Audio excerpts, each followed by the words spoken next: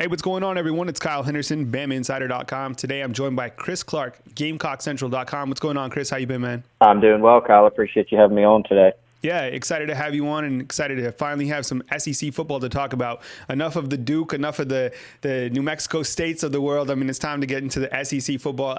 Alabama and South Carolina take on one another this Saturday. Kick time, 2:39 p.m. TV is CBS. Brad Nessler, Gary Danielson on the call. Alabama, 25-point favorite, which I thought, pretty high considering, the game is in Columbia. Alabama leads the series 3-2, which is oddly, they've only played 5 times, which is hard to believe.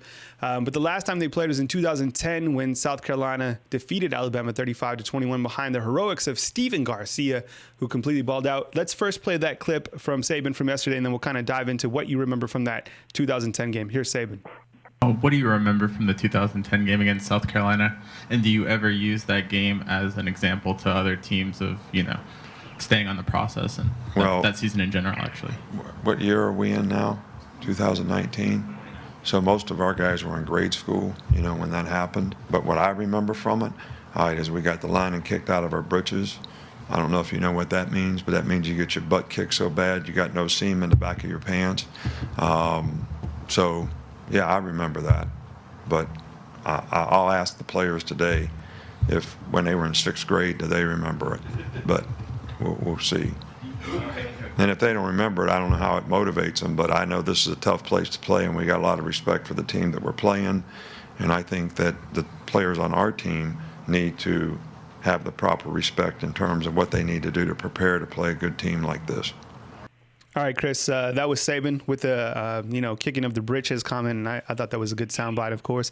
What do you remember of 2010? I remember it quite well. With that being the last SEC East opponent that Alabama lost to, which is absolutely remarkable, but it was a South Carolina team that was a really good team, and so was Alabama, obviously. But Gamecocks went into that one with a lot of confidence. They played they're pretty loose all week. They obviously had some really good players. Garcia, who played the best game. That's something he's talked about in the years since. Steve Spurrier's talked about in the years since, all the players on the team. But you had guys like Marcus Lattimore, Alshon Jeffrey. All those guys were stars in the game. And then the Gamecocks defense did some really nice things in that ball game as well. You look at it, and Kyle, man, I'd be hard pressed to say I disagree with Nick Saban on anything football related, but it was a little bit more even than he sort of made it out to be, except for the score. And even the score, it was a 35-21 game, but it got fairly close. You go back and look at it. Alabama had more total yards. They possessed the ball for longer. They had one more first down than South Carolina, and the turnovers were even at 1. So I think the difference for South Carolina is they just made some key plays. They were able to extend drives and prolong drives. You look how the game progressed. Alabama scored first. They got a field goal. But South Carolina drove down the field, had a great, very well-designed play, little angle route where they kicked the center out, and T.J. Johnson and Marcus Lattimore got a great block and took a little angle route and scored on a short touchdown. Alshon Jeffrey had a couple more touchdown passes. So, eventually it's 21-3, but then you got, some back-to-back things that happened there at the end of the second quarter and the third quarter. Julio Jones catches a touchdown pass right at the end of the half. It's 21-9. And then South Carolina comes out, and Garcia has to chuck the ball in the back of the end zone. And so then it's a 10-point game. And then another field goal for Alabama. So the difference is the Gamecocks, they responded. And that's something that they've talked about in the years since is you knew Alabama was going to, respond. They're that good of a team. Nick Saban coached team, lots of NFL talent on that roster. So, South Carolina just responded every time. They had an 80-plus yard drive for a touchdown after Bama cut it to 7. Bama scored again, and then South Carolina responded again with a long drive. And so I think all the stars aligned in that contest to where South Carolina played its best game. Alshon Jeffrey made some amazing catches. Marcus Lattimore ran the ball. And South Carolina's defense, I think, really answered the bell and played extremely well against the talent-laden team. Now, I mean, obviously, I mean, that's unbelievable to think about. That's the last SEC team that Alabama lost to. I mean, when you think about, we're already in 2019. Do all the stars necessarily have to align again on Saturday, in your opinion, for South Carolina to beat this Alabama team who comes in with Tua Tagovailoa, Jerry Jeudy? I mean, you could name a ton of guys on defense as well. I mean, they're a 25-point favorite. So do the stars have to align again? And do you expect Columbia to pack this stadium for to watch number 2 Alabama come in? Oh, yeah, I definitely think it's going to be a packed stadium. It's a really interesting week in Columbia all week. Just for a little background, Hootie and the Blowfish, Darius Rucker, went to the University of South Carolina, started the band up there. They got their start in Columbia, and they've actually been slated to come back this weekend to Columbia. So they're actually playing 3 shows in a row. They had one scheduled just for Friday night. They sold that one out in seconds. So they said, let's do one on Thursday. They sold that out in seconds. So then they added a Wednesday date. So Wednesday through Friday, 3 nights in a row, Hootie and the Blowfish are playing. And then the following day, or on Saturday, of course, Alabama coming to town. And so, yeah, there's just a ton of interest. I mean, it's Alabama. It's a huge game. South Carolina's season didn't get off to the start that everyone wanted, being 1-1 instead of 2-0. But it's still a huge game. Stephen Garcia is going to be back in town. It's going to be a big recruiting weekend. There's a lot of interest in this football game. And I don't look as to what fans expect. I suppose hopeful for a good competitive game. I don't know that any fans are sitting there saying this is a should-win game, because I don't think that's realistic. But a chance to pull off a shocking upset. I mean, I think that's why people attend the games. They attend them for this atmosphere and this stage. I definitely think the stars would have to align again. In terms of just South Carolina would have to play an outstanding game, and Alabama would probably have to play a game that's not up to its standard. But that can happen sometimes in football. Will it happen? I think we're going to see. This South Carolina team, it's a lot more talented than it was, say, 3 seasons ago. Will Muschamp's first season. There's more talent. But you also don't get the sense that it's as well-rounded or seasoned as that South Carolina team. That 2010 team for South Carolina was probably not the best team during the Spurrier era, but it was still a really good one. It's the only team that's ever made it to Atlanta for the SEC title game for the Gamecocks. And defensively, I mean, they had some guys too.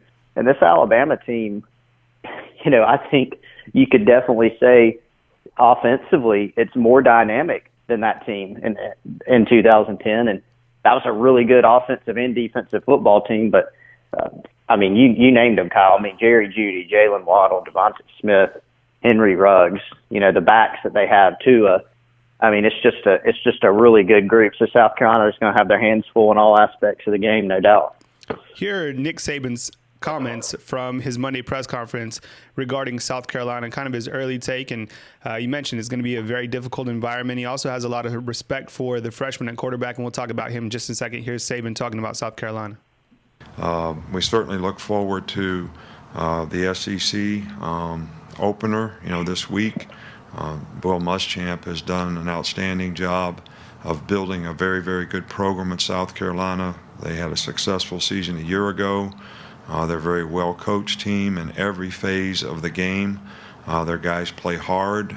They sort of reflect the personality of their coach, and this is a good football team. They've got a lot of veteran players coming back. I think 15 starters, and both their specialists, kicker and punter. Their offense is, second in, I think, the SEC or whatever, over 500 yards a game. They're leading the SEC in rushing with 310 yards a game. They've got a really good offensive line. They've got some really good skill players, a couple good wide receivers. Thought the freshman quarterback played flawlessly, last week for, first game he's played in. They do a lot of things on offense which are very difficult to defend. Defensively, they've got good players. They've got a good front. These guys are aggressive. They play extremely well. And This is by far the best special teams group that we played, specialist and special teams, certainly this year, but really ranks right up there with anybody that we've ever played against. So this is not an easy place to play, and we're going to have to do a great job of getting our guys ready to play certainly their best football game of the season to have success in this kind of environment against this kind of quality football team. Now, in case you've missed it, Jake Bentley, South Carolina's quarterback, out for the season with a foot injury. In steps freshman Ryan Holinsky, balled out in his first performance, 282 yards, 2 touchdowns against Charleston Southern in a game that South Carolina posted 72 points and racked up over 700 yards of offense. I don't care who you're playing. Those numbers are ridiculous. What was your opening thoughts on the young freshman? If you can talk a little bit about his moxie that he displayed coming in for Jake Bentley. Yeah, I mean, Ryan Holinsky is a really unique kid. The feeling around the program when they were able to land him, I mean, South Carolina, you don't just get highly touted quarterbacks from California walking through the door every day. And so it was a huge recruiting win for them. He's a unique character. He's got tremendous leadership ability and just sort of off the charts intangibles, which almost really a paradoxical statement, but he's just got all those things that you look for. And aside from that, he's got tremendous physical talent, and that's evident. And I think you made a good point, Kyle. It doesn't really matter who you're playing when you can have that type of offensive performance that was really crisp. I mean, South Carolina did have a couple turnovers. They had one fumble. Holinsky got hit a little bit on a play and threw one interception where the ball sort of sailed over the intended receiver's head. Other than that, they didn't punt. Charleston Southern, from my experience, and I don't mean this as a slight towards their program, it was the most overmatched team I've seen South Carolina play ever, or anybody play at this level in terms of an SEC versus FCS team. They were really overmatched the entire game, but I think from South Carolina's perspective, it was good for them to go out and dominate an opponent and beat them soundly. Not only that, but really dominate them on the line of scrimmage and everywhere else. So Holinsky, I think he showed about all you could want in that first game. The protection was great, so he wasn't under a lot of duress, and that'll change starting Saturday, and we'll see how he responds. But he handled himself well. His first home game, first start ever. First action ever of his career, and that can be an emotional time, but he was even keel. He made every type of throw that you could look at, whether it was, a slant ball or RPO stuff, downfield touch passes. He had a nice 60-yarder off an RPO to Brian Edwards. He made a throw rolling to his left and threw across his body and threw a strike. So all the things that you look for as far as the arm talent and the intangibles we saw. Now, that'll be the quote-unquote easiest competition that he'll see this season for sure, and maybe even throughout his career. But I think it was a very good first start. So, you never know how a guy's going to respond, even though they had high hopes and they thought he'd do quite well.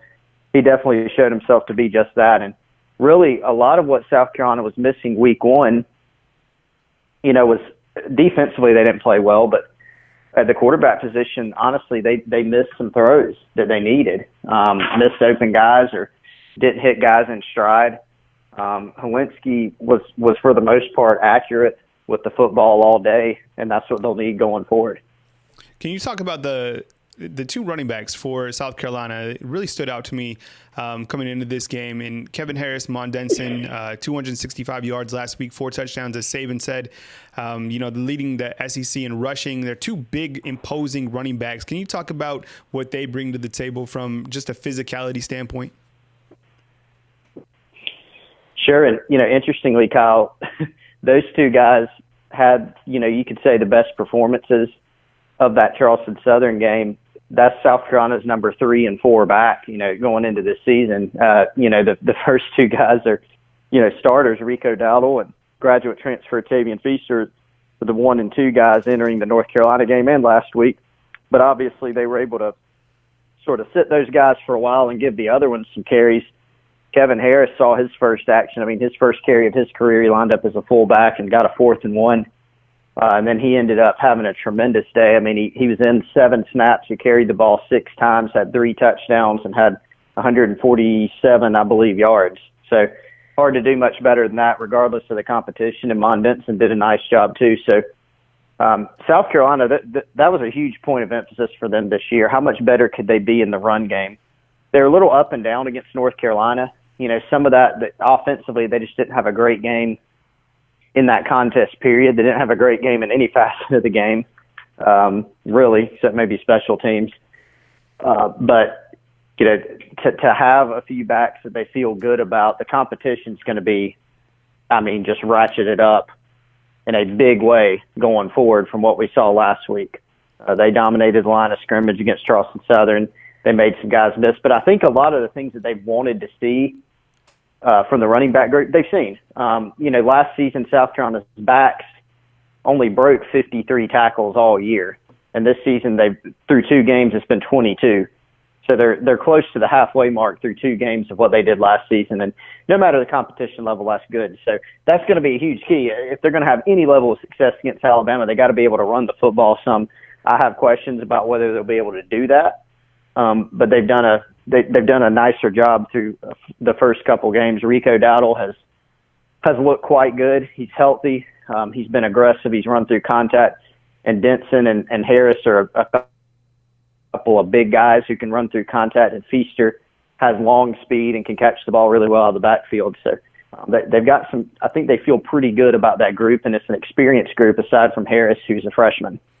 What about the offensive line? Because I look at this game, and Alabama has a very ferocious pass rush. Now, we haven't seen it early on because they really haven't had to display it, but you have Terrell Lewis, 6'5", 255 pounds on the outside. You have Anthony Jennings, similar stature on the other end. These are some imposing edge rushers. How does South Carolina's line stack up from an experience standpoint? Because I think it's going to be very important the way that they protect Helinski on Saturday. Sure. It's going to be a huge point. You're exactly right. So in the first game, between the first and second game, South Carolina changed up the offensive line group. They made a couple changes on the line, or actually 3 changes between the first and second game that, worked for the purposes of Charleston Southern, but beginning this weekend, we're going to see a little bit more of the long haul, what that looks like. North Carolina, has a solid defensive line in terms of the starters, even some guys who may be, pro-level type guys. So they're no slouches, and they caused some problems, honestly, and especially with the interior rush is what we saw. And so they rushed Jake Bentley some. He was able to wiggle out of a couple pressures and get the ball out. But they caused some issues. They had a sack on the last play of the game. South Carolina's last-ditch effort that would have been, really a miraculous play if they could have done anything, but still got a sack didn't blitz or anything like that. So they changed some things up. They moved Hank Manos, who was a redshirt freshman, was the starter at center. They took him out for the Southern game. They moved Donnell Stanley, who's a 6-year senior, from left guard over to center. Then they inserted 2 new starters. So they put in at right guard Javon Gwynn, who's a redshirt freshman, former 4-star guy, and then Jordan Rhodes, who's a sophomore, at left guard. Those, what you get with Stanley. He's been around a while, obviously, in his 6th year, and he was the team starter all last year at center. So they feel good about him. It's just the other 2 spots are still somewhat of a question mark just because, again, you played Charleston Southern last week. There weren't any major issues, but Alabama can cause you some major issues. So those guys, Gwynn and Rhodes, they have physical talent, but it's gonna really ratchet up this week. And Alabama's got some ferocious pass rushers. I'm curious to see how that offensive line will respond. For Helinski, I think it's going to be key for the Gamecock staff to, no matter who the quarterback is, but especially with a freshman, be able to dial up some ways to get the ball out quickly to try to protect him. He's shown a knack for being able to get the ball out quickly, to make quick throws, whether it's downfield or just on some quick stuff. I think that's going to be very important in this game going forward, that and being able to run the football and just make good decisions. I mean, talking about ferocious, I mean, now we switch to the offense versus the defense. I mean, Alabama's offense, 55 points per game. I mean, you're talking about one of the most explosive quarterbacks in all of college football, the most elite receiving group in all of college football. I know Clemson's out there as well, but I mean, you got these guys from Alabama who've just been turning heads and playing lights out. What about South Carolina's defense in terms of, I mean, is there any vulnerabilities, especially in this defensive secondary? What has looked good and what has looked bad in the first 2 weeks of play from South Carolina's defense? I think it's a major concern.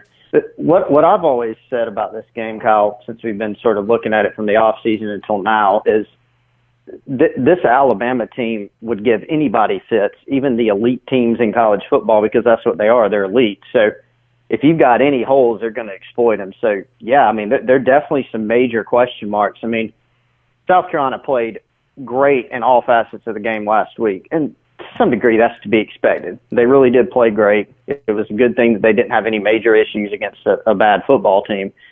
But the first week they did not play well, really, on offense or on defense. So I think we saw some things that I think we're going to find out, are those things more of an aberration in week one, or are they more of a trend? And if they're a trend, that doesn't bode well. So especially when you got Alabama coming to town week 3. So, just some things that you saw week 1, there are a lot of missed tackles.